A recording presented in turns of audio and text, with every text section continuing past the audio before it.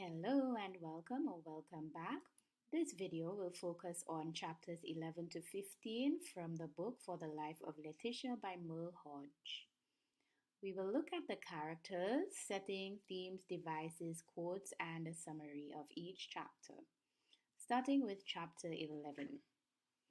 The characters here are the social studies teacher, Mr. Joseph, who is the English teacher, and the students. The setting is school. Anjani is not at school. The topic in social studies class is happy families and broken homes. The teacher asks the students to draw a happy family in their notebooks. Laetitia draws her extended family from Suklal trees. The teacher ignorantly remarks that they look like the family of the old woman who lived in a shoe. The literature class with Mr. Joseph is refreshing in comparison. He explains to the students that their traditional folk tales are just as valuable as those from Europe. Devices, we have contrast, the ignorant versus the sensible teachers. Themes, love and family relationships. Culture, Greek heroes versus our own folk tales. Identity, social prejudice. If you have identified any more, you can type them in the comments. Chapter 12. Characters: Anjani, Ruth, Kenwin, Mawili, Uncle Leroy, Carlisle, Uncle Jamesy, Tanti Monica. The setting, it begins in La Puerta and then it moves to Suklal trees. Laetitia is excited to be going back to Suklal trees for the first time since she moved away. Anjani does not share Laetitia's excitement, and it is later revealed that her brothers and fathers do not believe that she needs to continue pursuing an education, as she can already read and write and cook and wash. The two girls sit in silence after this revelation. Laetitia feels sad for her friend but begins to feel better on the bus as the scenery changes and she arrives home. She enjoys the environment and catching up with her family. The next morning, she goes to her garden and later she goes to the big garden with Uncle Leroy and Carlisle. On Sunday, Uncle Jamesy takes pictures of her in her uniform to send to her mother. Mawili constantly asks Laetitia if her father is mistreating her. Some devices here. Contrast. You have the difference between the city and the country life. Description of setting. The setting in Suklal trees or the journey there, it's just beautiful. You can sort of picture everything in your head. Foreshadowing. This happens earlier on when Laetitia and Anjani are speaking to each other. And the quote is, "We sat in a helpless silence until it was time for her to go." And if you know how this novel ends, you can sort of understand why this is foreshadowing. If you don't know, if you haven't finished the novel yet, I won't spoil it for you, but just remember this one. Some themes here: love and family relationships, poverty, women in society, dreams and desires. So now we move on. Quotes. One quote here that is worth noting: my big brothers and my father, they're saying that I go to school enough already. That's from Anjani. So chapter 13. Characters, just Anjani here, and the setting is school. Laetitia realizes that Anjani is very poor and only has one shoot for school. She demands to know why Anjani was absent from school for 3 days. And initially, Anjali would not speak, but Laetitia sort of forced it out of her.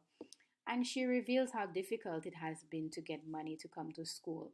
Her mother gave what little she had, and when that ran out, her father and brothers claimed to have none. When she approached her eldest brother, who had a regular job, he threatened her. During the 3 days she was absent, she was selling vegetables from her mother's kitchen garden. On the last day, she was sick in bed. She then explains that she is the only one helping her mother with her younger siblings and that no one acknowledges their hard work and sacrifices. She does not want to end up like her mother, who is totally dependent on the men in her life. Themes: poverty, of course, that's a big one here. Women in society, love and family relationships, dreams and desires, because although her brothers and her father are saying that your place is in the house, you don't need an education, she still dreams of pursuing her education and becoming someone. And we also have equality. Devices foreshadowing again. And Johnny says, I'm not going to end up like my mother. I rather did. And again, if you have finished the novel, you know how that ends. If you have not, I won't spoil it for you. But remember the foreshadowing in chapter 13. Now, there are some chapters where I don't find any quotes worth memorizing, but here I've found a few. I don't think that you need to memorize all of them, but you can probably learn one or two to mention in an essay if you end up having to speak about women in society or poverty or anything like that. So one of them is he told her he would break her foot if that was the only way to make her stay home and do her work. Why should he waste his good money sending her to any high school? For she was high enough already, and in fact a little too high with herself. That's Anjani's brother, by the way, when she was asking for money. She was a girl and already knew everything a girl needed to know. What's that? Obviously, washing, cooking, cleaning. And the last one, why would she want to know more than her mother?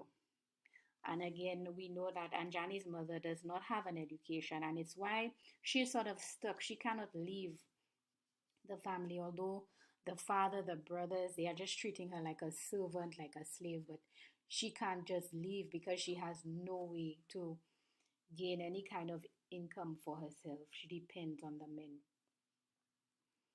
Chapter 14. Characters: Michael, Miss Velma, Mr. Cephas. The setting is in La Puerta, at home. This is a very short chapter, by the way. Michael makes an effort to tidy up after himself so that he does not annoy his sister. However, his mother still has a hard time controlling him. Sometimes Mr. Cephas attempts to exert his authority by asking Michael to read for him and beating him when he guesses the words incorrectly. Miss Velma rescues him if the beatings become too serious. Mr. Cephas also hovers over Laetitia while she does her schoolwork. Laetitia is curious about Miss Velma, her stifled relationship with Mr. Cephas, and how she seems to have no friends. Themes: love and family relationships, pride. Mr. Cephas, his ego is sort of bruised. He feels disappointed in his son because he cannot read. Friendship, or the lack thereof. Miss Velma seems to have no friends. Women in society again, and then we also have a bit of racism or colorism. Ma Willie believes that Mr. Cephas believes in marrying up, and that is why he married Miss Velma, who has light skinned. Light skin, I think they refer to her as red. And I guess red woman in Trinidad, well, we've heard a lot about that, right? So, like light skin, probably curly hair, and that type of thing. But Letitia doesn't really view that or perceive that as marrying up because Miss Velma just seems like a step down in a way. So she says, looking at her, you would think instead that there was something pressing her down, pressing down her whole life like a plant in too much shade that couldn't thrive. So, do you really think Miss Velma is happy in this relationship, in this marriage with this irritating husband and this very naughty son? I wonder. Well, anyway, let's move on to chapter 15. Characters here: Mammy Patsy. She doesn't really appear, but she has written a letter, which is a significant part of the chapter, so I thought I would mention her. And Ma Willie. The setting is back in Suklal Trace. On weekends, Letitia happily tends to her garden. She is disappointed that weekends seem to go by too quickly. One Friday, she receives a letter from her mother who wants to know how she is doing. She mentions that she has enrolled in night classes with the hope of obtaining her high school diploma. It is difficult to balance this and a full-time job at the hospital. Mammy Patsy left 2 years ago, and with Letitia also gone, Ma Willie does not receive as much help as she used to. On weekends, Letitia offers to help out more, but Mawili asks her to focus on her schoolwork and gets Carlisle to help instead. And I think that's quite interesting in comparison to Anjani and what she goes through because Mawili got a boy to help her. But in Anjani's environment, she has to do all the work because she's a girl.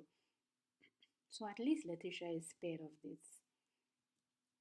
Themes we have love and family relationships, dreams and desires.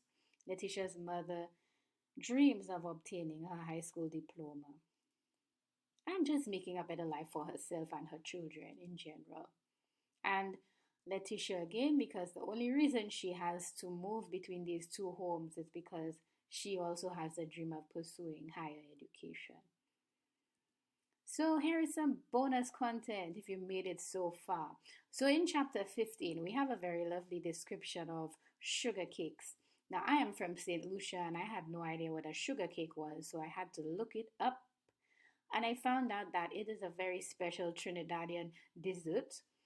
Food.com has a recipe, but I guess a Trinidadian grandmother would probably have the best recipe, but I don't have access to a Trinidadian grandmother right now. So I posted the ingredients here. I think it might be a nice idea to make this with your class, or you can have like a sugar cake competition and see who can make the best sugar cake. So you can freeze the video if you would like to take a screenshot of the ingredients. And here are the instructions. So again, just pause the video and take a picture if you're interested in making it. It sounds quite delicious, actually. In St. Lucia, we have something similar, but we don't call it sugar cake. And here are some of the reviews on food.com. So somebody said their grandmother and mom used to make these in Trinidad. I would never add the almond extract. So maybe don't add the almond if you don't want to. And somebody said that their children were bouncing off the walls. Maybe it has too much sugar for children, so don't give it to children.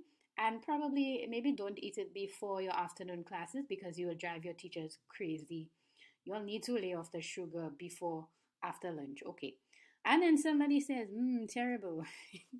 So I guess it's up to you whether or not you want to try this.